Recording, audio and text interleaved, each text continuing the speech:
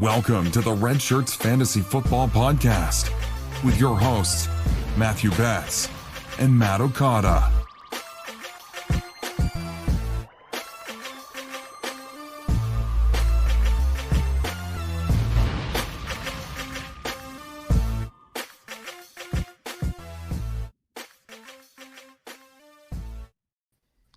What is up, Red Shirts Fantasy Football Podcast listeners? Matthew Betz, Matt Okada, John Helmkamp back on the mic this afternoon. It is Saturday, the day after Jonathan Taylor runs a 4.3940. Yes. John, how are you feeling this morning? Yes. Woo! How's it going, man? I am so good. I am still just aglow from Jonathan Taylor's combine performance. Absolutely amazing. Loving it. Yeah, and if you were following along with the NFL Combine yesterday on Friday, so recording this on Saturday, John took over the Red Shirts FF Pod handle on Twitter and did a great job. It was fun to watch because in my head I'm picturing John just going absolutely nuts watching the TV when Jonathan Taylor is running a 4.3940. Oh yeah, Cam Akers' footwork, etc. We're gonna get into all that tonight. But before we do, let's check in with Okada because I don't know, John. I was getting worried for a minute there. It felt like Okada either left us or quit. I don't know. He just kind of vanished. Okada, what is new, man? Combine season is what's new, Betz. Let me tell you something. You think if you work for the NFL that when the season ends, you get to lay your head back and relax. Psych! That's the wrong number. I am currently in the middle of, I believe, 11 or 12 straight working days. And Sunday I go in at 7 a.m. and get off around 6 p.m. So that'll be a fun one. But you know what? It's not that bad because I'm working all these total accesses, the combine post total accesses. So basically what I do is go in and sit with the talent and watch the combine all day. And then we do a 1 hour show at the end of the day. And that's pretty much my life. Yeah, I'm going to speak for John on this one. We don't feel bad for you at all because your job is literally to watch football all day and analyze it. So I feel nothing for you at all. Okada, real quick, fill us in. Is there anything going on around the network that people are super excited about with the combine? Names that are buzzy, things that are kind of hot topic that people are really, really excited about what they saw over the last 2 days? I wouldn't say anything that's super out of the ordinary. For the most part, kind of the buzz that starts happening at the combine naturally based off what people are doing is the buzz that we hear around. Sometimes, last night we had a couple running backs on, Terrell Davis and LaDainian Tomlinson, and they will pick up on a couple. We'll specifically target a couple like smaller names that they like based off their combine performances, and sort of run with that a little bit and watch more of their tape and make some breakdowns of those. So sometimes we get a little bit of that kind of stuff. Big fans of Cam Akers yesterday, which I'm sure we may talk about at some point. So, yes, it's fun. We will do that for sure. We're going to get into the biggest risers and fallers after the combine. Of course, we're recording this on Saturday. There's still defensive players to go, but for the purposes of our show, we'll focus mostly on skill position, tight end, running back, wide receiver, and quarterback, and really get into kind of what we were thinking pre-combine process versus after. And then, of course, we'll break it all down for weeks and weeks and weeks until the NFL draft happens. And then, of course, things will change completely at that point. Yes. So before we get into that, reminder for all of you, you can find us online, redshirtsfantasyfootball.com. John's top 10 running back rankings article is up. I imagine that will change after some combine breakdown. But, you can find our dynasty rankings there, other articles, etc. We are online as well as on social media platforms at RedShirtsFFPod. And now on YouTube, where you can watch all of our videos after the fact and look at Okada's beautiful mustache, John's beautiful beard, and my lack of facial hair. So we will get into all that and more. Find us there. All right, guys, let's get into some news. I got great news, guys. Oh, hey, news. Yes. News.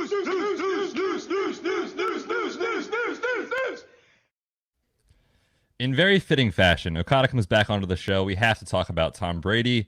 Now, John, you and I just talked about this. I believe we recorded last on Tuesday. Yeah. And we were discussing the possibility of the Titans making a run at Tom Brady. Now ESPN's Jeff Darlington coming out with a quote saying, quote, I'm now at the point where I would be stunned if Tom Brady went back to New England. Okada, I got to kick it right back over to you. Give me your thoughts. Clickbait. You think? Honestly? Clickbait uhaha, as they would say in Finding Nemo. Listen, here's the thing. Tom Brady and the Patriots have not begun discussing a contract for this upcoming season and possibly beyond. The reason for that is that the new CBA is not yet ratified. And the ratification of this new CBA will matter massively to how any new deals look. This is also probably largely why Dak Prescott has also not signed his deal. And news came out yesterday that they will probably use the exclusive franchise tag on him if they don't get him signed to a deal. The CBA is expected to be ratified sometime this coming week. And when it does, these people are going to have contract talks, okay? And as soon as they have contract talks, Tom Brady and the Patriots are going to figure something out. If they don't, he may leave before or right at free agency, March 18th, when he becomes a free agent. But until they have an opportunity to have these talks, I don't think it's really worth speculating about, they haven't had any talks and his agent's talking to other people, so he must be leaving. I think it's a little bit of clickbait. I don't think that necessarily means that it's not true in the sense that Tom Brady himself believes he's likely to leave, but I don't think that we can really make any calls until the Patriots and Brady, have a chance to talk once the CBA gets in place. Yeah, I think that's probably fair. I mean, certainly right now this is the hottest time of the year just for speculation and for trying to get headlines out there that, we're so desperate for NFL content that at this point in the year, like, there's always something that we want to talk about. And now this is kind of a big hot topic.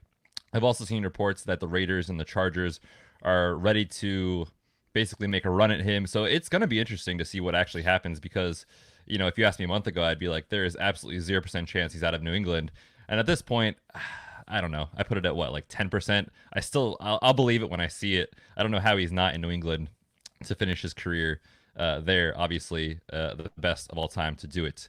Next piece of news here, and this is kind of, more speculation, but it is really interesting and is reportedly seeking 8 to 10 million. Now, Arizona is a little bit strapped when it comes to cash in the salary cap. They are 20th in the NFL in terms of how much money they have to use and to play around with free agency, obviously with re-signing certain players, etc. John, do you think he commands this amount of money, and do you think that's accurate for him? And if so, can the Cardinals figure out a way to get him on their roster? So I really like Kenyan Drake. I liked him in Miami when he was trapped under the thumb of Adam Gase. Obviously came over to Arizona, made a fantastic run during the second half of the season, finished out incredibly strong. I still feel like that's a little rich for a running back that, he's not an old running back by any means, but he's got some wear on the tires. He's been in for a while. He's basically asking for $8 to $10 million a year for half of a good season. That seems a bit rich. So if that's really what he's going to try commanding, I don't know if the Cardinals are going to offer him that kind of money. And they're still kind of stuck with David Johnson. They don't really have a means of getting rid of him unless they can find a trade partner because of the cap hit that they'd take in dead cap if they were to just cut him. So yeah, I don't know. I think it'd be interesting. I think that's a bit of a high number. Maybe. I mean, you're not going to get it unless you ask, right? Like you have to put it out there that you want that much money. Maybe someone's going to give him that much. Maybe no one does. And then the Cardinals are still the best offer that's on the table for him and he takes it. But yeah, I don't know if 8 to 10 per year is in the cards for him. Oh, what a pun. John, you had to try that. I did. Absolutely. Thank you. I'm very proud awesome. right now. I love dad jokes. The issue with this is that they still have $13 million per year about going to David Johnson. So if you're going to tell me they're going to pay the running backs, just 2 out of probably 3 or 4 on the roster, $23 million per season. I mean, that's a lot of money to be tied up in the running back position. If this is what he's commanding, I mean, I feel like each day that passes, I'm almost seeing a more likely scenario that David Johnson and some other rookie running back are leading the way for the Cardinals this season. With that being said, Okada, what's your temperature on David Johnson in Dynasty? I mean, I feel like no one wants him. He's, 2 years ago, he was a stud. At this point, everyone thinks he's washed. What if you're going to go out and try to get David Johnson on the cheap, what are you going to try to trade for? Well, first of all, if I'm going to try to go out and get David Johnson on the cheap, I'm going to do it right now. Because if Kenyan Drake does sign a deal, that destroys David Johnson. Well, I guess if I'm trying to get him, I might wait until that and then get him super cheap. But the problem with that is I don't think I'm getting anything worth buying at that point. Right. Unless they somehow make a trade, send him somewhere else, have the other team take up a bunch of his contract, perhaps a certain location in Florida where the head coach basically keeps saying that he wants David Johnson. I'm talking about Without Bruce Arians. saying it. Yes, in Tampa Bay. That would be really interesting, and I think that would be great for David Johnson. The way things stand currently, I don't think you should have to give up more than a late second, honestly, to get him. Maybe a third. You might be able to get him for a third. And if he does end up going somewhere else, or if they don't sign Kenyan Drake and they do believe that he's back, that could end up being of value. So I certainly might be sending out offers of a third. What do you guys think about that? I think that's fair. I mean, I feel like that's fair, but I don't know if that gets it done, because if you're owning David Johnson, then you're gonna know, okay, this guy's gonna try to get him cheap. Like, why would I might as well just hold on to him at that point and see what happens. I mean, you're in the same boat. I honestly think if you own David Johnson, you're stuck. And I do in a couple dynasty leagues, and yeah, and I don't know what to do with him. Honestly, it's kind of an enigma. One thing that I think is kind of interesting is if he does go to Tampa, as you're alluding, Okada, I think it was last year. Was there a team? I think there was a quarterback. I want to say it was Ryan Tannehill that was paying the Dolphins were paying like half of his salary or something like that for him to play with the Titans. I don't know if I'm correct on saying that, but that's a scenario that I could see playing out. If the Cardinals want to get money off their books and say, okay, we'll trade you to Tampa, but you pay half the salary and we'll pay half, or something like that, might be more likely to happen. But with that $13 million price tag, kind of hard to see that. All right, guys, we got one more piece of news and more injury updates to get into. But before we do, I want to let everyone know about our first sponsor of tonight's show, and that is John Williams Training. And if you listened to the show last time, you heard us introduce our new sponsor.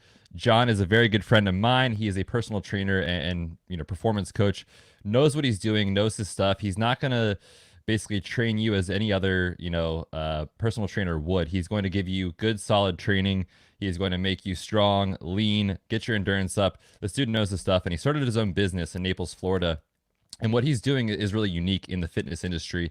Essentially, what he's doing is online training. So you pay a small fee per month, and then he works with you to reach your goals, set a program for you, and then he lets you go do it. So it's not like someone's standing over top of you on the bench press yelling at you to go harder and do more. So different type of training, very unique. I support him in everything he does. Good friend. Check him out online, tinywhiteboardworkouts.com, or on Instagram, Tiny Whiteboard Workouts. Check him out there. Good friend of the show, John Williams. All right, guys, we have some injury news to get into. We're going to talk about a couple of rookies that are coming into the league that have some foot issues. Thaddeus Moss out of LSU, Van Jefferson out of Florida are going to undergo surgery for Jones fractures in their feet. And what this is basically a break of the fifth metatarsal, so the bone on the outside of the foot. Really common to have that happen when you don't really know the cause of your pain. So it's kind of one of those problem spots that we see in rehab where people overtrain and they end up breaking this bone. And that's part of what the NFL Combine is for, is these medical checks. That's where it was found. And so essentially both these guys will undergo surgery to address that issue. Now, for reference, this is the same surgery that several other notable players have had. Julio Jones, Julian Edelman, Des Bryant, you name it, big stars have had this issue. And really what it comes down to is whether or not people need a second surgery to address complications from the first surgery. The rate for that is about 20%. But with that surgery, usually what happens is, players try to come back from this surgery in season, not a full off season to heal. So with that being said, I actually feel pretty confident about Moss and Jefferson here in their first season in the NFL. But do either of you guys have concerns about if this will affect their draft position and if that will affect kind of how we see them in fantasy and dynasty? Help me out here, Betz, because I get the injuries with names confused sometimes. This is very different from a Liz Frank injury, right? Yes, very different. Is this anywhere near as I feel like a Liz Frank is super detrimental in the long term. You always feel like it might flare back up or something. Is this similar to that, or not really? It's different. It's more of a surgery that usually requires about a full season to kind of get to full strength and really kind of get past the initial wave of soreness. Sometimes you can get complications where the hardware that's put in the bone gives athletes pain when they're still trying to push through. So the bone itself isn't really, broken anymore. There's no problems with it, but the screw in there can kind of wear in a funny way and cause pain. And so some people have a second surgery to remove the hardware after the fact. But in terms of long-term performance, we see this have better outcomes than the Liz Frank. Okay, good. All right, perfect. Yeah, that's all I want to say about that. Just making sure. Moving on.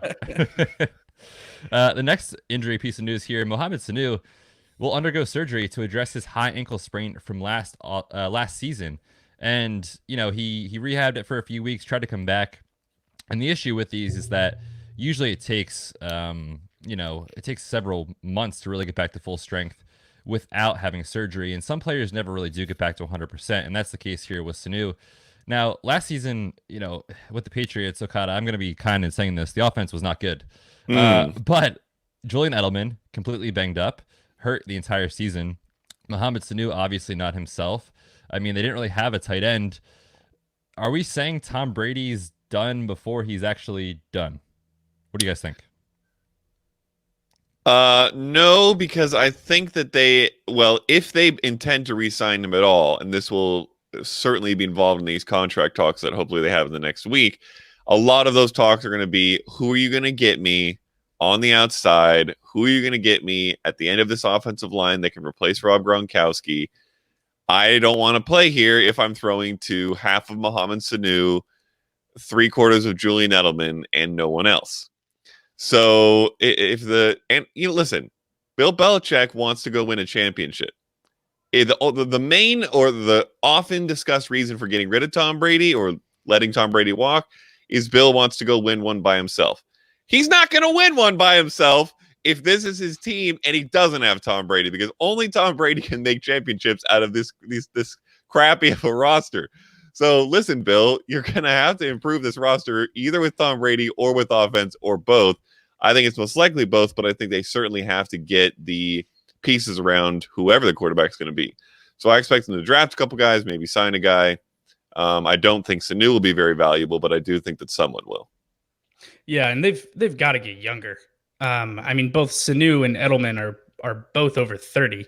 Sanu's 30 right now, will be 31 in August. Julian Edelman's how old is he? 31? I don't know, John. How old are you? Aren't you Julian Edelman? I am Julian Edelman. True. You've never seen us in the same place. We'll just say that. He is 33. He will be 34 in May. Wow. So they need to get younger on offense. I think that this is going to be one of those things where they're going to have to, one, N'Keal Harry needs to step up in year 2. We need to see a healthy N'Keal Harry, and I really think that he can. And obviously he was an incredible prospect coming out. So that'll help. Big dynasty buy. Yeah, I'm all in on buying N'Keal Harry. And that's just it. Tom Brady, was working with a bunch of scrubs essentially outside of Julian Edelman. And people are saying that he's completely toast. I don't think he is. Is he declining? Yeah. I mean, he doesn't have the arm strength that he used to, but he's still plenty capable. Like, he's so smart. He's such a student of the game. It's kind of like Drew Brees. Drew Brees doesn't have the big arm that he used to have either, but his completion percentage was the best that he's ever had. He makes great decisions. He knows how to manipulate safeties with his eyes. Brady's the same way. So I think that he's, just like Okada was saying, they're going to need to basically promise Tom, okay, we want you back. We're going to bring you back, but we're also going to bring in like 3 or 4 offensive players via free agency in the draft to try and really beef that up. Yeah, no doubt. I mean, honestly, I feel like the 3 of us could have made a better wide receiver room than what was happening there in New England last year. I agree with you guys. N'Keal Harry, really interesting buy. I mean, some people considered him the 101 in rookie drafts last year. I know I had him at, I think, 2 or 3, right as we were doing rookie drafts. So I wasn't quite as high on someone like a Josh Jacobs. But yeah, I mean, if that was the price last year, what are you guys buying for this season in the offseason? Ooh. I think you can get him for a mid-second. That sounds right to me too. I think that gets it done. And when you think about him going in the early first last year in rookie drafts, you're getting a steal. Yeah. Agreed. No doubt. I'm going to write myself a quick note here. N'Keal Harry trade. All right. Who's got him in our league, Betz? Yeah, I'm going to have to go look it up before you do. John and I are playing in a dynasty league with some other people in the industry, and it's been super fun. Sorry, Okada. Yeah, Okada's on the outside looking in. Sorry, dude. I don't have enough time for more leagues, so I'm fine. Yeah, neither do I, but here we are. Yes, true. Last piece of injury news here. Jameis Winston played through apparently vision issues last year. All jokes aside, had LASIK surgery this offseason, and now reportedly was playing with a torn meniscus in his knee and underwent surgery right at the end of the season to remove a small piece of the tear. Now, we've talked about this a lot on the show, especially in season, where it's about a 2 to 4 week recovery. It's not anything major. It's not anything super concerning for long term. But I think it just kind of speaks to what Jameis was going through last year. And honestly, hats off to the guy. He didn't miss a single game despite playing with that issue. And it does affect your mobility. Jameis isn't really known for being the most mobile quarterback, but can he improve the offense on the ground through his legs? Yes, he can. And can he move around in the pocket? Yes, he can. Now, if those 2 things were affected by this injury at all last season, you could say maybe he was not stepping into his throws naturally. Maybe he wasn't as mobile in the pocket. Am I making too many excuses for Jameis Winston, or am I just an absolute truther? John's shaking his head yes. Okada shaking his head no. Okada, you go first. All right. Listen, if Jameis Winston signs with the Buccaneers, and I think that I would consider that more likely than not, although Bruce Arians is so cryptic on this, I have no idea. I love it. I love it so much. What is he saying? But listen, if he's back, I think he's possibly one of the biggest dynasty buys in the league right now. I think that this team could take a big step forward. I think they're going to go get a running back that gives them the semblance of a ground game that they have not had to, give defenses a little bit of fear. I think the defense could get better. I think this whole team could take a step forward.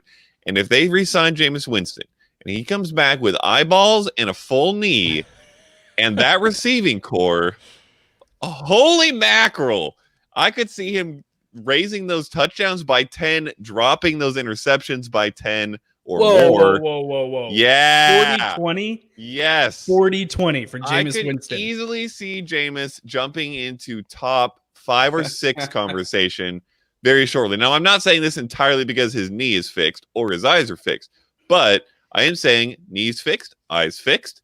It will probably the best young receiving core in the league. Maybe adds a running back, maybe gets a little bit better on the offensive line. Second year in Bruce Arians' system. Every single arrow is pointing out for Jameis Winston, except for where he's going to be next season, because that one we don't know. But I'm willing to go out there and take the risk on it and buy him now. Okay, so 40-20 to me sounds absolutely ludicrous for Jameis Winston. I agree with he just threw 5,000 yards. If he can throw 5,000 yards, he can't throw 40 touchdowns? Not if he's throwing 33 picks. Like that's not going to happen. 20. Right. Like, listen, I'm with you in a lot of the regards. I do think that it's too soon to give up on Jameis Winston with it only being the first year in Bruce Arians' system. And there's a lot being said about Arians' system not being an easy one, right? Like it's a bit of a complex system. It takes a little bit of time. I said it on one of our pods last month that I think that they should bring him back because I think that he deserves a second season. to get that done. But yeah, like you were saying, Arians at the combine in his interview, there's a plan, and we know what the plan is, but Jameis doesn't know what the plan is, and I'm not going to tell him what the plan is. But maybe I want to go get this guy that's out there, but I'm not going to tell you who that is. So yeah, I mean, I love Bruce Arians so much. He's absolutely hilarious in an interview. I'm curious as to what that means. Are they trying to go get Brady? Are they trying to go get Teddy Bridgewater? What is it that they're looking to do to bring in there? I think with Bruce, it's Brady is his plan, that he wants to try to go get him. And honestly, if that's the situation and you're looking at the two teams, who's got better weapons? Do you want to throw to Julian Edelman and a limping Mohamed Sanu, or do you want to throw to Mike Evans, Chris Godwin, OJ Howard? And OJ Howard, if he had Brady, talk about a top 10 tight end, he'll skyrocket in the rankings. But I don't know. It all depends on if they bring him back for another season. I don't think he gets to 40-20, but I do think that he could take a step forward. By the way, before we move on, two quick things. Number one, just so I can throw it out there in case he does leave, I think if Tom Brady leaves, he goes to the Colts. Yeah, I agree. That is my prediction. Number two, I feel like we've buried the biggest breaking news of the entire week, Betz, which is Tony Romo's $17 million CBS Oh deal. my God. Holy mackerel. He's going to be making more than, what, 3/4 of the NFL? Pretty much. He would be the 20th highest paid quarterback, would make more than all the running backs. I think 5th highest paid wide receiver, more than all the left tackles. It's crazy. He will be making more than half of Dak Prescott's franchise tag if Dak gets tagged. That is insane. Silly. That is absolutely silly. But man, I need a new job. I gotta figure out how to get into sports broadcasting. Good for him. Unreal. Yeah, good job, Tony. Tony Romo. But yeah, just getting back to Jameis real quick. I don't think these injuries really played a lot of a huge role in terms of how he was playing last year. I was kind of being more facetious with asking those questions. However, I mean, you mentioned it, John, like Bruce Arians' system. Carson Palmer threw his career high in interceptions in year one in his season there with Arizona. The second season came out and was playing at an extremely high level. Yeah. Really elevating all the passing weapons there. So he was a top 5 quarterback that season. Yeah, definitely. And, I know Okada. I don't know. 40-20, honestly, I don't think it's out of the realm of possibility. Let's go. 38-22. We'll put it there. All right. Hey, I would love it. It would be great to see. And I'm not saying he's a bad fantasy asset for throwing 30 picks, because obviously he was still a great fantasy asset while slinging it all over the field and having those wide receivers to throw to. That's great. For reality purposes, I don't know if he's a winning NFL quarterback. I don't know if he's going to take them to where they want to go for reality's sake, which is what Bruce Arians is looking at, not fantasy numbers. And that's my only concern. Yeah, kind of. I mean, they won 7 games last year? Kind of shocking that even with that level of quarterback play, they were able to win 7 games. If someone there was not turning the ball over on every other down, easily could have been, a 10-6 team. So definitely can see where you're coming from there. All right, guys, that's enough injury news. That's enough updates around the NFL. Let's talk about the NFL Combine. Obviously, yesterday was running backs. The day before, we had wide receivers and quarterbacks on the field.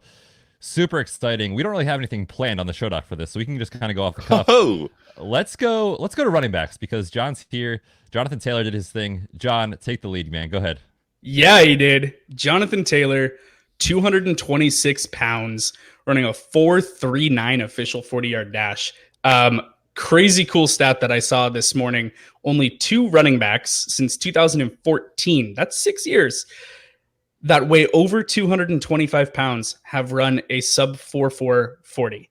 Saquon Barkley and Jonathan Taylor are the only 2 that have done it in 6 years. His athleticism is unreal. His production was unreal. His good injury history is, I don't know what other box you want checked for your franchise running back coming off of back-to-back 2,000-yard seasons. He was just shy of 2,000 the year before. I don't know what else to say. This is your RB1. This is the guy. He looked fantastic in all the bag drills. He did everything you wanted to see. He looked good catching the ball in the passing passing work yesterday on the field too. He's an elite prospect. I mean, the more I watch, I've been saying for a couple months that there wasn't anyone on the Saquon Zeke level coming into this. I'm starting to think that he's in that tier. Ooh. I'm really starting to think when you look at everything, you look at his production, you look at his measurables, you look at his combine, you look at the entire package coming in. I think that he's on a level where he could do Zeke kind of work. He's not Saquon catching the ball. He's more Zeke than he is Saquon. But I really think that he might be an absolutely elite prospect. I don't think he's going to get like top 5 draft capital like they did, because that's just not how this draft is shaking up with the depth of the position. He's not going to go, early day one. I think he should go day one. And I'm really curious to see where he lands. But I think that he could be a truly elite fantasy prospect. John, I'm going to put you on the spot. He's your boy. He's my boy. It's my dude. Zeke has a few years in the league, obviously. Lots of carries, touches, a little bit off the field concerns. You got to pick right now. You want Zeke or do you want Jonathan Taylor not knowing the landing spot? Jonathan Taylor.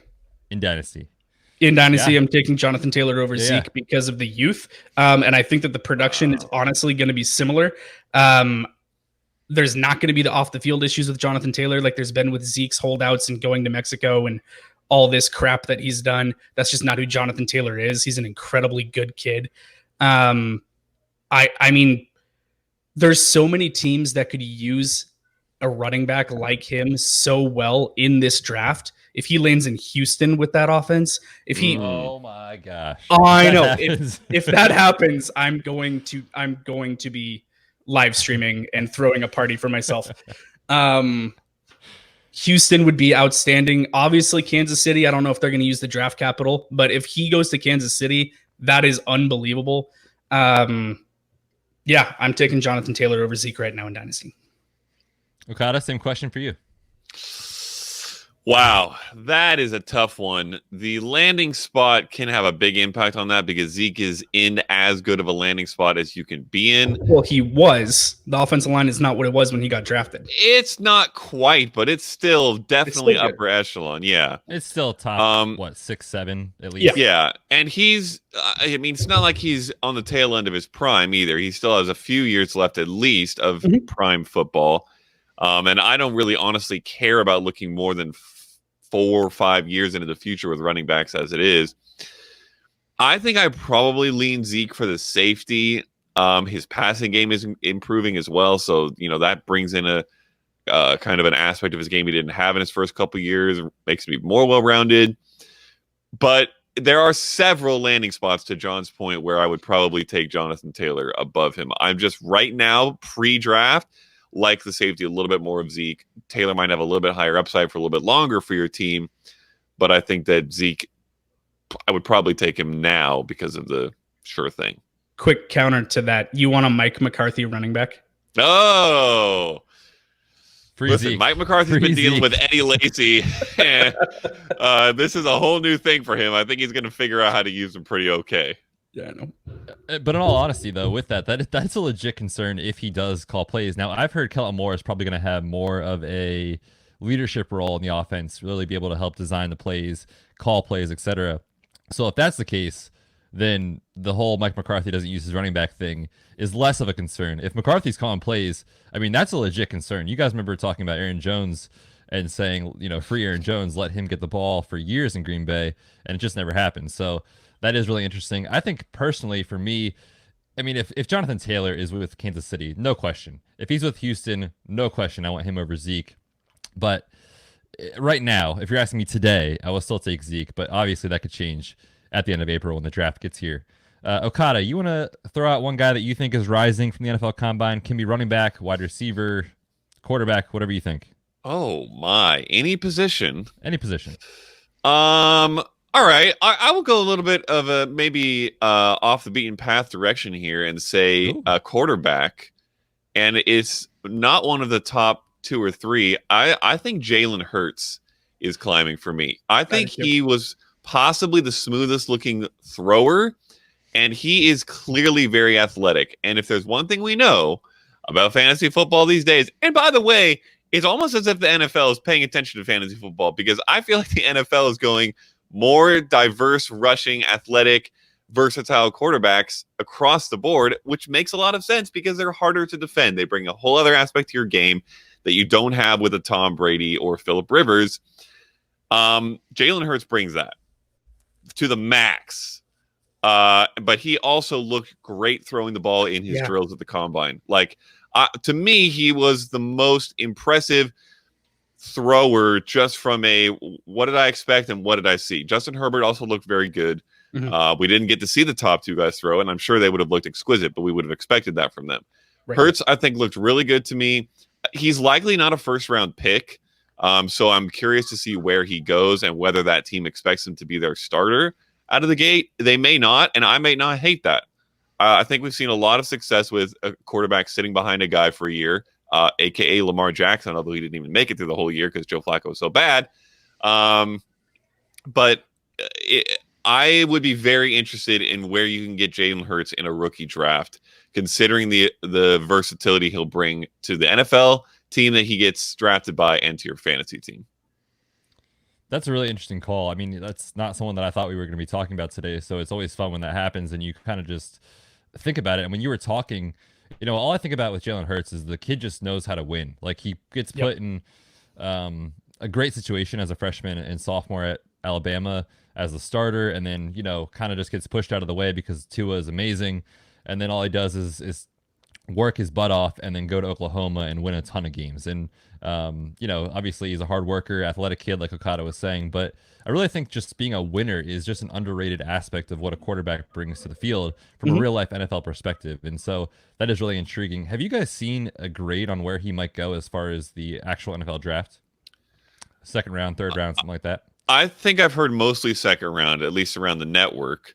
I will say it's possible he sneaks his way into the first, in my opinion. I don't know if anyone's saying that. Yeah, I think he's checking all the boxes. I don't know if you guys saw his little board workout thing with Steve Mariucci, but he was great in that too. Yeah. He seems smart. He knows what he's talking about. He seems like he has a good personality, which is actually really important for quarterbacks. I'm liking the kid a lot. So I don't know if he'll go in the first round, but I think he's mainly a second round grade that I could see getting into the first. Yeah, and he was a smooth customer too in that interview with Mariucci. Just so smooth, so charismatic. I think that he helped himself the most of any of the quarterbacks. Herbert looked fantastic. Yeah, he looked like what I thought I was going to see him, because his workout was never a question. His question is consistency and processing and making the right decision at times. I still think he's a really good quarterback. But the questions with Jalen was his ability to throw. Like, is he going to hit these throws? He looked fantastic, especially in the long ones. The deep passes that he was doing looked great. I think that he helped himself a ton. Yeah, for sure. He definitely did. He looks really good out there. This quarterback class, man, is shaping out to be really strong. Of course, Jordan Love also projected to go in the first round. So lots of really good prospects. We're going to break them down in more detail, obviously, over the next few weeks when we get closer to the NFL draft. I think my biggest riser personally in this class right now, John, you and I just talked about this guy, AJ Dillon. Like, let's go. Freakness. Thick Freakness. Thick Freakness, as John has named him, with 2 C's. If you're wondering what the heck we're talking about, listen to the last podcast. Check out his article on the website. But man, at his size, like, did I think he was going to come out and run? What was it, like a 4.47, something like that? It was a 4.53, but that's still absurd. Okay. At 247 pounds. Yeah, faster than Derrick Henry.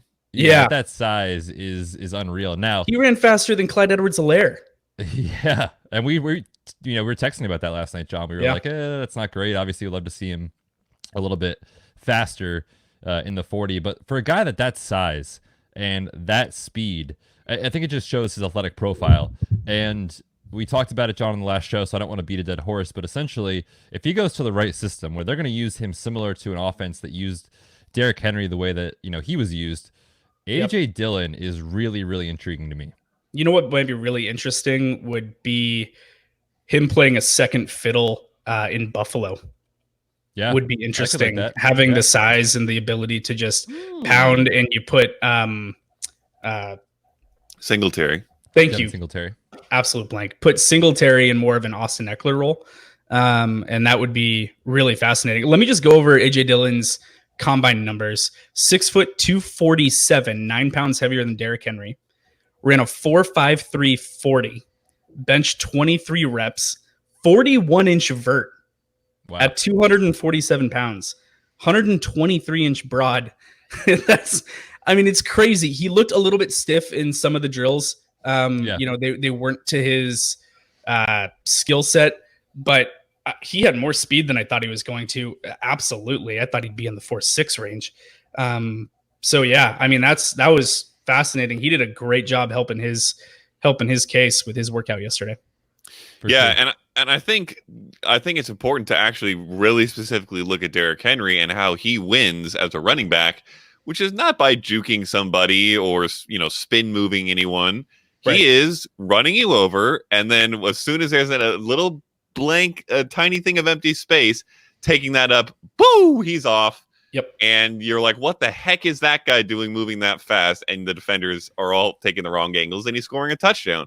Yep. And AJ Dillon, all those measurables you just listed, he was better than Derrick Henry. And at the same weight, 2 inches shorter, which I don't hate. Derrick Henry's super tall, but it's not really even a great thing for running back. So, I'm not saying he's the next Derrick Henry, but his numbers say he's the next Derrick Henry. He's a so I don't hate it. Yeah, he's a svelte 247. Like you're watching him, they're not wearing pads, and I'm like, that's 247 pounds. Like the dude doesn't look 247. It's like the way that Aaron Donald doesn't look like his weight is the way that AJ Dillon doesn't look 247. He looks like he's 230 because he's trim, he's cut, but he's 247 pounds of just freaking muscle. His quads are like bigger than my torso. So same way as Derrick Henry, he could just run people over, and that's how he can get it done and win at the next level. Yeah, he certainly has earned his nickname, Thick Freakness, for sure. AJ Dillon. Those are our risers. How about some fallers, guys? Guys that we were hoping to see more out of that disappointed. Let's go back to you, John. Give me your first faller. Let's see. I'll probably go. Yeah, let me go to the position that I normally don't talk enough about. Jalen Reagor. That was so disappointing because I am such a Jalen Reagor fan. What's interesting about Jalen Reagor is his time still wasn't bad, right? He ran a 4.47 in the 40, which is still very respectable.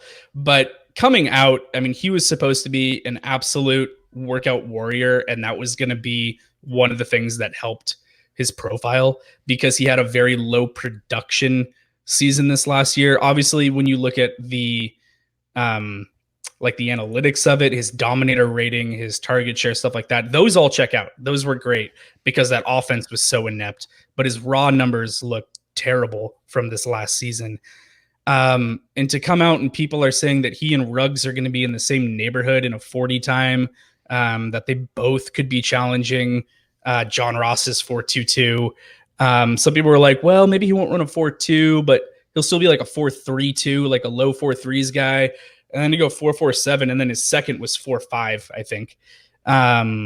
Was really, really disappointing. I really thought that he would put up some better speed, but he also looked, I think he came in, is it 9 pounds of muscle that he put on? He was definitely heavier 9 or 11. He looked thick. He looked thick. It was 9 or 11 pounds that he put on coming in. And I just don't think that he was quite up to speed with carrying that weight. That's not how he played throughout the season. So that was disappointing. Yeah, shout out to our boy Ray Garvin over at Dynasty League Football. Ray. If you missed it, follow him on Twitter at RayGQ. A good friend of the show, so I feel like we can give him a hard time. He was on our show, and we talked about wide receivers with him, and he said, listen, guys, Jalen Reagor, I talk to him all the time. We're kind of close. Like, he told me he's going to run a crazy fast 40.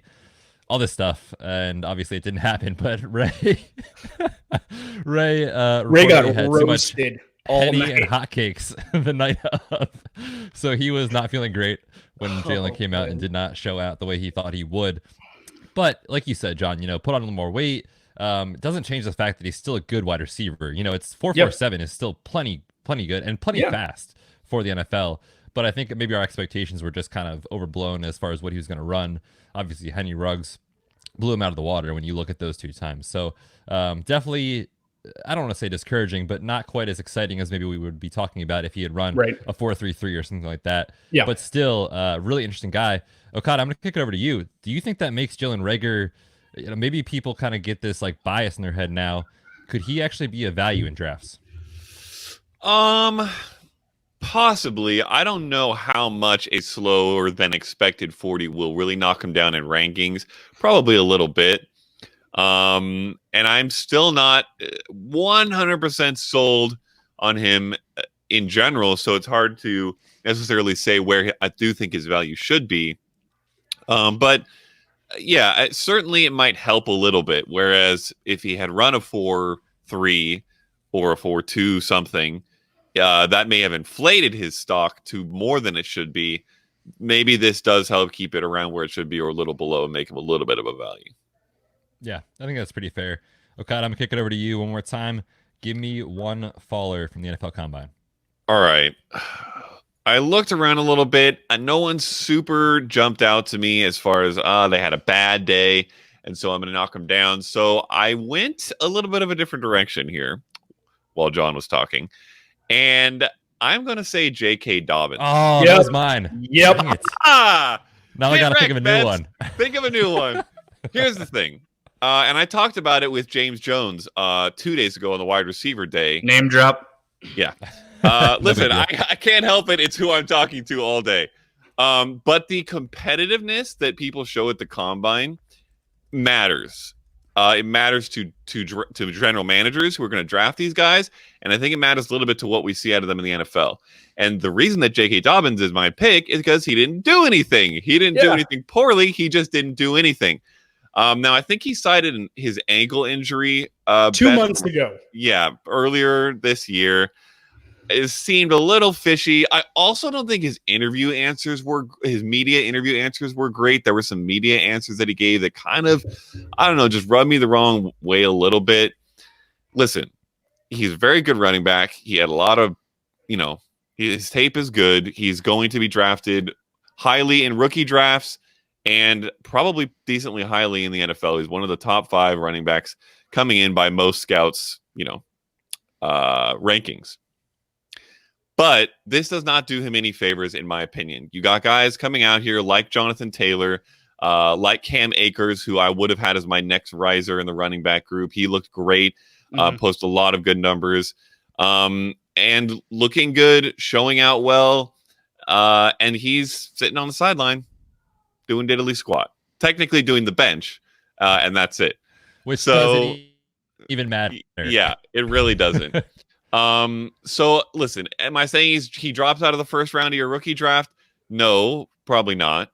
But am I saying that maybe I don't feel as great about him as I did coming in and maybe have a little bit of concerns about his off the field? Not like he's going to get in trouble, but just who he is going to be as a player and a person compared to some of these other guys who showed out maybe a little bit. So J.K. Dobbins, tiny dropper for me. Yeah, I already had Akers above him in my rankings before this based on film. And then to me, Akers only got better at the combine with what he did. His footwork was amazing in the bag drills. Oh my gosh, he looked good. Like Jonathan Taylor and DeAndre Swift were like 1A, 1B. Swift ran faster than I thought he would too. Good for him. 4.49, I think it was. Good number for him. I thought he'd be higher than that. They were 1A, 1B in their own tier. If they're their own tier in who ran yesterday, Akers was the one right below that. And he looked fantastic. He did a great job for his stock. And I don't know, GMs who got a chance to actually see him in person and show off when he's not running behind a terrible offensive line might like him a little bit more than Dobbins because of a recency bias. You might see Akers go higher than J.K. Dobbins in the NFL draft. It might happen, even though Dobbins has the production. Yeah. Also, really quick, while we're on the subject of Cam Akers, since we didn't get to talk about him in the risers, there's a great comp between him and Dalvin Cook that I just had to drop. Obviously, they're both from Florida State. Same exact height. Akers is 7 pounds heavier, ran the 40 in 200ths of a second faster, and had a 5-inch higher vertical jump. Let's go. So, yeah, I'm not. Listen, there's a good chance that he is going to be one of the best values, in my opinion, in your dynasty rookie draft. If you can get him in the latter half of the first, I'm going to feel pretty good about that. Same. Yeah, I mean, if I got him in the back half of the first, I'd be ecstatic. Yeah. Yeah, I don't know. I feel like John's going to keep hyping him up too much, and that probably won't happen for our listeners, but we'll see. But shout out to John, man. Like, you were on it before other people, and it's fun to see this actually come to fruition. And obviously, there's so much more to happen, and we're just kind of evolving the process. But yeah, on Cam Akers, a little bit lower than consensus on J.K. Dobbins, and I think these past couple of days have really kind of solidified that as of now. Now, of course, landing spot can change everything, so we'll see what happens. But yeah, man, shout out to you for putting in the work, watching the film. It looks really good. My biggest faller at this point, we have to talk about it. It's Zach Moss out of Utah, a guy that John and I just talked about a few days ago. The 40-yard dash. Now, let's start with this. 4.72 and 4.7 are absolutely horrific. His official times 3 done. Like, what was his official? His official was 4.65. Okay. Wow. So why was it so far off? It was 7/100ths different. Wow. Okay. From the unofficial, so that makes a difference, but that's still not good. Live on the show, biggest riser, Zach Moss. That's actually super encouraging because what I was going to say next is that what I was going to say next is that there has not been a running back 2 in fantasy football in the last 4 seasons, dating back to 2015, that has run a 4.7 40. So if he's running a 4.65, then certainly that opens up the window. Now, I've put it out on the article. Yeah, John and I have talked about it as well. Basically, the cutoff that I found with the threshold of producing fantasy football content and production, I should say, is 4.58 is kind of the magic number. Now, of course, there's people that run slower that are very good, people that run faster that we never see do anything, but the consistency year to year is right about that mark. So I would like to see Zach Moss at his pro day increase his time or get faster if he can, because there was also news that came out that he tweaked his hamstring during the vertical. Now I'm talking completely out of what people are saying, but from a medical perspective, if you strain your hamstring doing a vertical jump, that's not very common. The other thing is, if it's really that big of an issue, you don't run the 40-yard dash as fast as possible. So either someone was telling Zach Moss terrible advice, or he just made a stupid decision, because if he was really that affected by it, then, you should never have been out there in the first place. And if he was out there and he wasn't that banged up, I don't know that we'll see as big of a jump at his pro day as what some people are thinking. I'm kind of stuck with Zach Moss because before this, I was definitely higher than John on him. I'm not really sure what to do now. Okada, what are your thoughts on Zach Moss? Yeah, it's not encouraging for sure. But listen, it's hard not to overreact a little bit to a lot of these combine drills. You see a guy run a 4.65 who you expect to be faster, or a 4.47 in the case of Rager, who you expect to be in the 4.3s, and you think, oh my goodness, they're not as advertised. I'm going to knock them down 2 rounds in my rookie draft. And it's probably, more often than not, it's not the right move to overreact too heavily. Having said that, personally, I wasn't necessarily a big fan myself coming in of Zach Moss, and this clearly doesn't help. So I'm probably more in the John camp here. But yeah, definitely more of a faller for sure. Yeah. And that was the thing, right? Like, watching the tape, speed and agility were the problems that I had with Moss. And he doesn't have the sheer size and power to do what a Derrick Henry does. Like, he doesn't have that size. He's smaller than Jonathan Taylor. Like, he's a smaller running back. He's 3 pounds lighter than Jonathan Taylor is. He came into the combine at 223, Taylor at 226. So it's not like he's this massive bruising running back that's going to win on sheer power, even though he broke a ton of tackles in college. But my concern was speed and agility and ability to get to the outside or make someone miss. And all that he did was confirm that he's not fast. So also the hammy thing, I love you saying that. Pulling a hammy while jumping vertically, kind of rare. That's a got him kind of moment. But then he still goes out and he runs the 40 twice, and then he went out and he did all of the workouts. So how much was it really bothering him? Like, yeah. I don't know if that was just his agent dropped that little nugget in someone's ear to like try and help his case a little bit. I don't know. I don't know where that exactly came from, but he looked okay in the bag drills. He looked like it wasn't really bothering him in the bag drills, and obviously it could have been. But I mean, I wasn't huge on Moss coming in. I might actually move him down one more spot at this point. I thought Keyshawn Vaughn looked a lot better than Moss did. So yeah, that was a very discouraging combine for Moss. Yeah, it really was. And I think we'll find out how much the hamstring was really, quote unquote, bothering him or not at the pro day. If he runs something similar, then, that was all. Mm-hmm. Maybe it's true, but maybe it just doesn't affect the way he performs. So right. We'll see. Those are our biggest risers and followers after the combine. Let's put our money where our mouth is, guys. Let's do a quick rookie mock draft. We're going to talk about a super flex mock draft. We're going to go 12 spots. We will each pick 4 different players, the 3 of us, and we will just go in order. But before we do get into that, Okada, we have another live read from one of our sponsors. Ooh. Okay, so Betz, we were able to get in touch with a company called Upright Go. They have a posture trainer, which they actually sent to us to try out before we hit them up as a sponsor or started repping their product, because we wanted to know if we believed in it before we started talking to you guys. And I believe in it. So I'm here to tell you, you should get one. Basically, it is this small, I don't know how big a Fig Newton is, Betz, because I don't eat Fig Newtons, but I know you love Fig Newtons. Is it about the size of a Fig Newton? How do you know I have my ways. I have cameras. I do love me a Fig Newton. I think it's about the size of a Fig Newton. Breaking news, Betz is 80 years old. Exactly.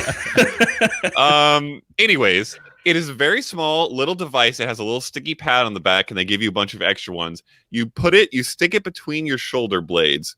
And once it's there for an hour or so, you don't even really realize it's there unless you start to slouch. And if you do, it gives you a little vibration. You set it up with your phone. There's an app on your phone, and you set your desired or perfect posture, and then it measures when you get out of that posture. I wore this thing for a couple days last week. Then I put it back on the charger. I haven't worn it since, but I need to get it back on. In fact, I'll probably do it right now. It was incredible. I felt more energy at the end of the day. I, at least 50 times throughout the day, was buzzed by this thing to improve my posture. And you have all heard that posture is important. I'm sure Betz could tell you about the health benefits of having good posture. Yes, I noticed them immediately. I feel like my neck and shoulder pain reduced from wearing this thing for a couple days. And not only that, but after only a couple days, I could self-correct myself without having it on, because I had so constantly been trained by this buzzing to fix it. So after wearing it for a little while, you'll start to fix yourself without even having it on, but it will get you there and it will make a big difference. So redshirtsfantasyfootball.com/posture. You get 10% off if you use our code of this device. It makes a difference and it will matter. Go get one and improve your posture, and you will not regret it. Definitely. That's kind of the biggest thing that I see in the clinic with my patients that have back pain or neck pain. It's like, what's the low-hanging fruit? Oh, what do you do all day at work? Oh, well, I work on a computer for 8 hours a day. Posture is huge. So yes, we are super excited to partner with these guys. All right, fellas, we have a rookie mock draft coming up. I have randomly selected the order, and I almost want to change it because you know what happened? We're doing Superflex. Okada got 1.01, and John got 1.02. Now, if John goes 1.02, I think we can just skip the pick. He's going Jonathan Taylor. So I'm gonna call it an audible on this one. Oh, Okada, you got 1.01. I'm gonna go 1.02. John, you got 1.03. Just because I want you to diversify your analysis. Dang it! A little bit here. So with that being said, Okada, you were on the clock. Superflex, rookie mock, 1.01. Who you taking?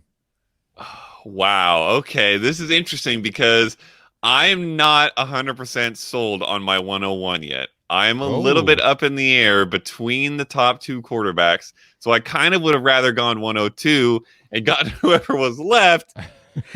Unless 1.01 goes Jonathan Taylor, Well, yeah, and then if you had you're gotten stuck it, that'd still be a making whole the same mess. decision. You know what? I'm gonna break the mold a little bit. I'm gonna take Tua. I'm gonna take Tua number one over Joe Burrow. There are a few different reasons, but just overall, I actually feel a little bit better about Tua coming into the NFL than I do about Joe Burrow. We've seen a lot of guys have massive end of college seasons, show up huge in 1 year, and then kind of disappear a little bit in the NFL.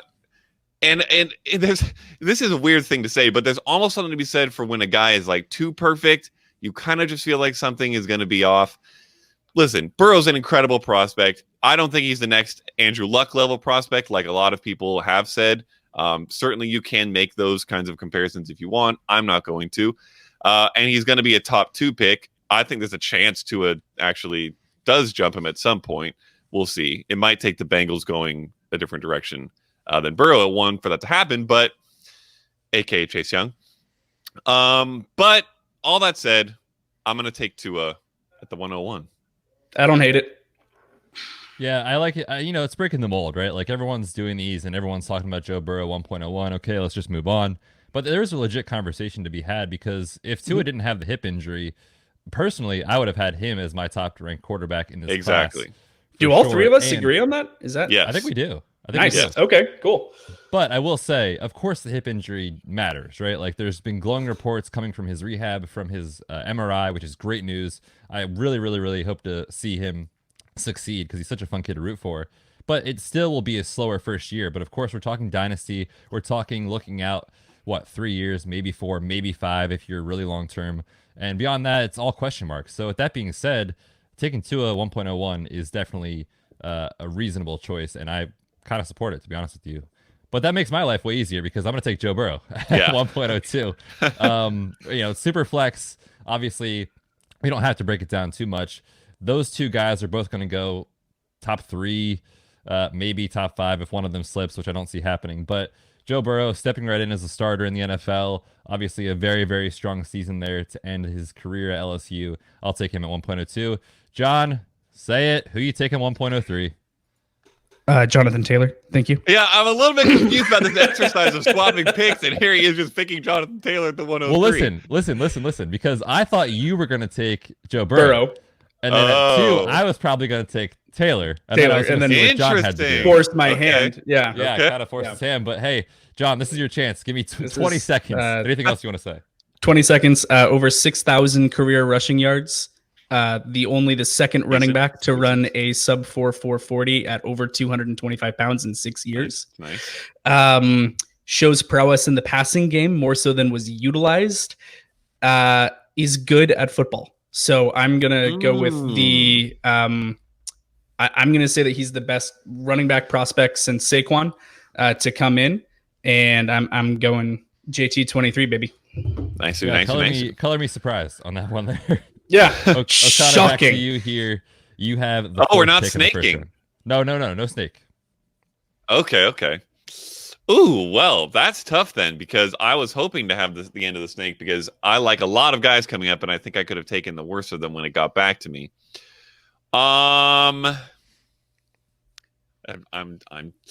This is tough. It's tough for me. It's a tough one. This is hard. I want to take the first. I'm going to do it. I'm going to break the mold here. I feel like the mold is probably to take DeAndre Swift. I'm going to go take the first receiver, CeeDee Lamb. That is going to be my pick. I love it. Yeah. So I think CeeDee Lamb is not necessarily pulling away, but cementing himself maybe a little bit as the top wide receiver for me above Jerry Jeudy. He's great in every way that you can be great. He is great. He is versatile. He can run all the routes. He's great yak. He obviously has the production. He's a dominant receiver. He can be a 1. He will be a 1 for a team. So it depends on where he goes, how quickly that will translate to greatness. But I think it's probably going to translate pretty quickly regardless. And within a few years, I think you're going to have a wide receiver 1 on your hands. So, CeeDee Lamb. The way that he adjusts in the air just screams DeAndre Hopkins. Like the way that he can contort his body in the air and adjust to the throw. And he just showed it. His last catch, his walk-off drop mic at the combine, that twirling catch, toe tap, and then roll out of bounds. And everyone's like, don't fall, don't fall, don't fall. Like, you need to, like, hold on, don't get hurt. But that catch was, a great example of something that he's just done his entire college career. Yeah, the dude's a stud. I mean, I don't want to say this because I don't want to put out just like outlandish statements, but to me, he's feeling more and more every day like a can't miss prospect. Like he's so good. His production profile is so fitting. His athleticism, I mean, you can't say enough good things about the kid. And there's a lock that he goes in the top 15 picks. So yeah, he's going to be an absolute stud in the NFL. I love that call, Okada.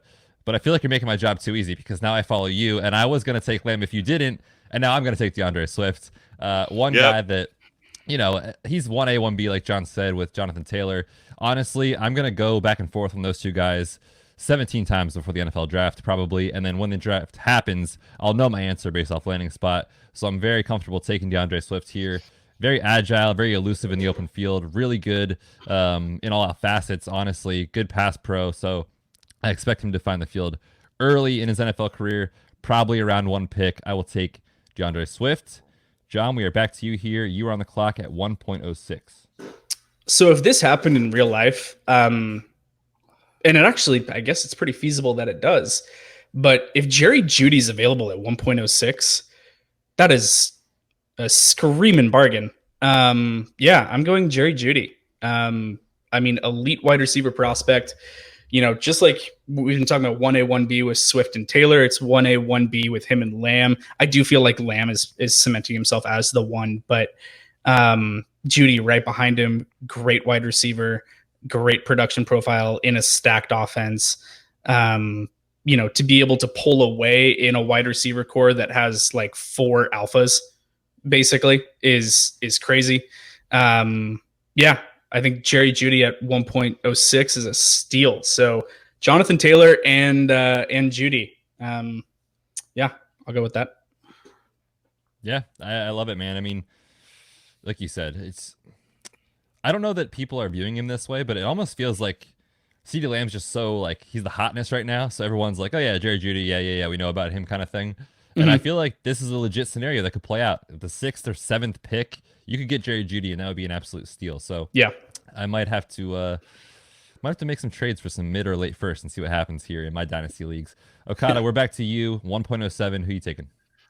Well, first of all, I would like to make this the official start of a league, a 3-man league between the 3 of us, because I am loving my team because I have what I think is the best quarterback for Dynasty since I drafted him 101. What I know is the best receiver for Dynasty in CeeDee Lamb. And now I'm going to take Cam Akers, who I think is the biggest running back value of this group so far.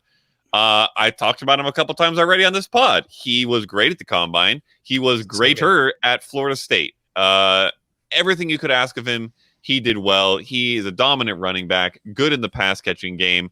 He was great with a poo-poo team around him, which means if he goes somewhere that's not quite, your ideal landing spot, it might not matter as much. He's not going to come off the field on 3rd downs because of his pass catching ability. I think he's extremely versatile and well-rounded and is going to be very productive at the next level. So what did I say? A second half? Did I say second half you get a steal? And I'm going the second half on Cam Akers? Look at that. Let's go. Would you look at that? Yeah, I think we've said enough probably about Cam Akers on the show, but I think we're all in agreement that is really solid value for sure at the 1.07.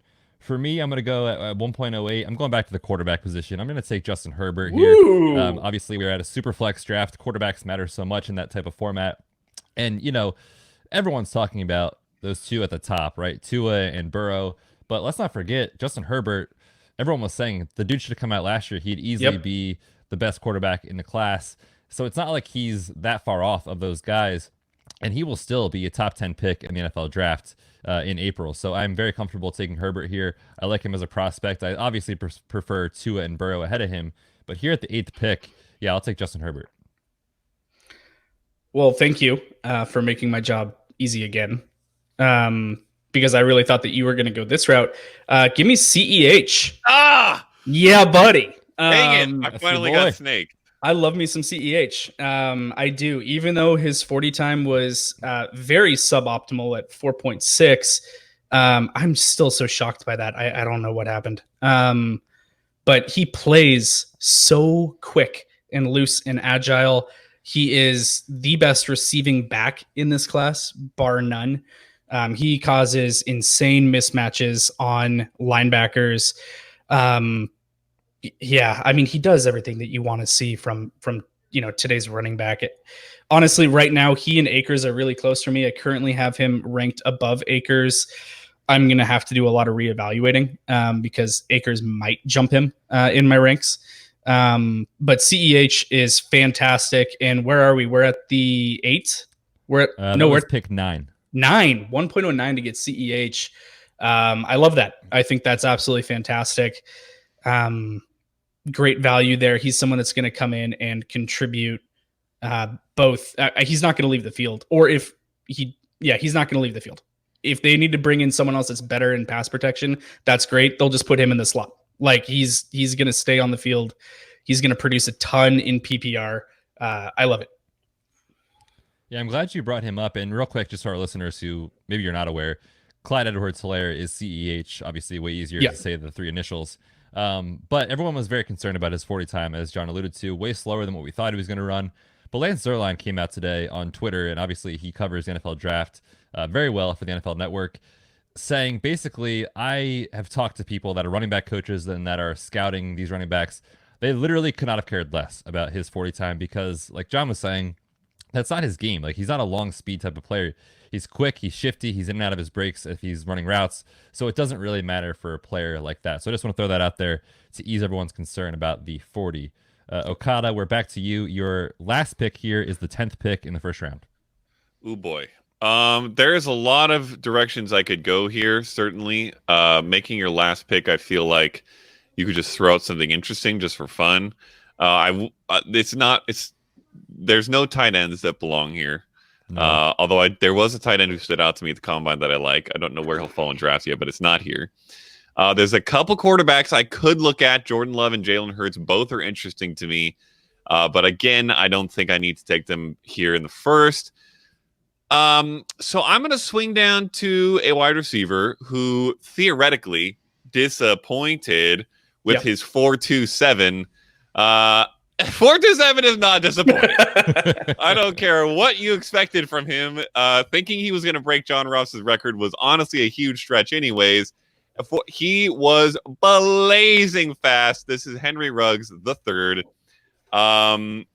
Listen, this guy, it doesn't really matter too much where he goes as long as his quarterback can throw the ball mildly well. But if he goes to a couple very, I would say, advantageous situations like the Eagles' Betz, although I don't know if they're high enough to get him, he could absolutely tear this league up. He could be a Tyreek Hill type player. Certainly Tyreek Hill in one of the best situations you could possibly be in for a guy like him. But he is incredibly fast, and he has more to his game than just speed. He's a good overall receiver, and I think he's going to be very productive no matter where he goes. He'll take just about anything that he pleases to the house for a touchdown. So that's always good for fantasy. So give me Henry Ruggs. Yeah, the slow Henry Ruggs, 4.27. Turtle speed. Yeah, it's kind of funny. Like, people just get so excited about these 40 times, and then if you're off by like 0.03 or 0.04, everyone's like, "Oh, I disappointed." The dude is absolutely blazing fast. So yeah, he's an exciting prospect, and if he lands with the Eagles, I'll be very excited about that because that's exactly what they need. Speed, more speed. It is back to me here. I'm going to go at 1.11. There's two names that are sticking out to me, but I'm going to go with Jalen Reagor. We talked about him a lot. I don't think we need to say a lot more about him. I'm higher, it sounds like, than Okada. I'm not sure where John falls, but I like the prospect. I like this kid. I think he's going to really improve as far as taking a step to the next level. The biggest knock on him is the poor offense that he played in and a lack of a diverse route tree, but I think he can learn that. I think his game might take a year to really translate to the NFL. So this is a pick that I wouldn't be taking if I'm like, oh man, this guy is going to be my wide receiver 2 this year, like maybe a CeeDee Lamb, maybe a Jerry Jeudy. So maybe a play more for 2021, but I still like Jalen Reagor a lot. Don't hate it. Nope, fine with it. All right, John, close us out here. 1.12. Who are you taking? Earlier in this podcast, we happened to speak about a certain running back who decided to bench press and then leave. Oh boy. And this is exactly what I brought up earlier. Recency bias, the combine, what everyone is thinking, who's going to just disappear from people's minds. J.K. Dobbins that's sitting here at 1.12. I just forgot all about him, honestly. This was an intentional exercise for our listeners to see what you meant. Yes, completely intentional. But it is true because the wide receiver class is so stacked. Yep. There's so much talent there. Henry Ruggs tore up the combine, looked fantastic, ran out of his shoes, was absolutely great. Reagor's got a lot of hype around him. Everyone's fine with that. This could happen. I could see this happening. And if J.K. Dobbins is sitting there at the 12, I mean, you're getting a potential, RB1 at the end of the first round. That's crazy. I have my own concerns about J.K. Dobbins. This is right where I have him ranked, though, in terms of who's gone in front of him. We had Akers, we had CEH, and here's J.K. Dobbins, my RB5, the 5th best running back in this class in my rankings. He's the 5th running back to go off the board, and he's available at 1.12 in this mock. So that fits where I would have him. I have him lower than some. I'm not going to spend the mid-first pick on him. If he's there at the end of the first like this, absolutely, I'll take him. Yeah, and honestly, I'm kind of happy this worked out the way it did because I think it's good for our listeners to be like, we're all like, obviously we talk about this a lot, we studied a lot, but I totally forgot J.K. Dobbins at 111. Okada, I'm sure, forgot J.K. Dobbins at 110. So yeah, I'm kind of glad this happened. It's good for our listeners to see the NFL Combine. Fellas, let's close out the show. Anything else for the people before we get out of here? I will say, after doing this, I think you get to see from this how deep this class is, because that whole first round is mighty fine. J.K. Dobbins is not necessarily always going to fall to the 12, but he's going to be potentially at this point 9 in that later. range. Yeah, 9 or later. And if you're getting a guy like that late, you know that the whole entire round and the whole entire class is very, very nice. And certainly Superflex helps with that, especially when there's this many great quarterbacks. But yeah, it's going to be good. So first round picks have value this year. I mean, honestly, I'm looking at names that are still available.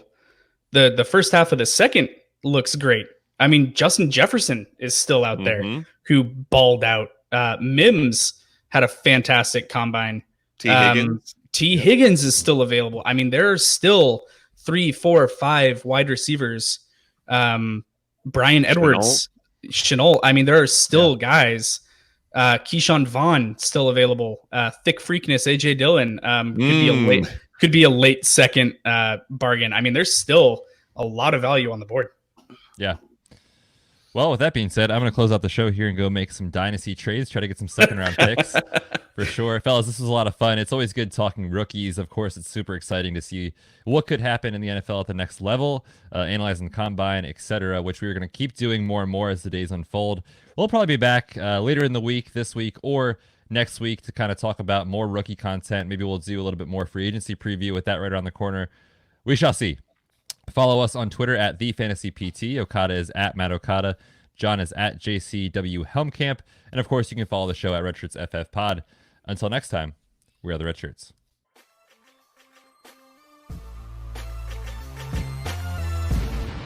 Thanks for tuning in to this episode of the Red Shirts Fantasy Football Podcast. Hit us up on Twitter at RedShirtsFFPod and check out our website, redshirtsfantasyfootball.com.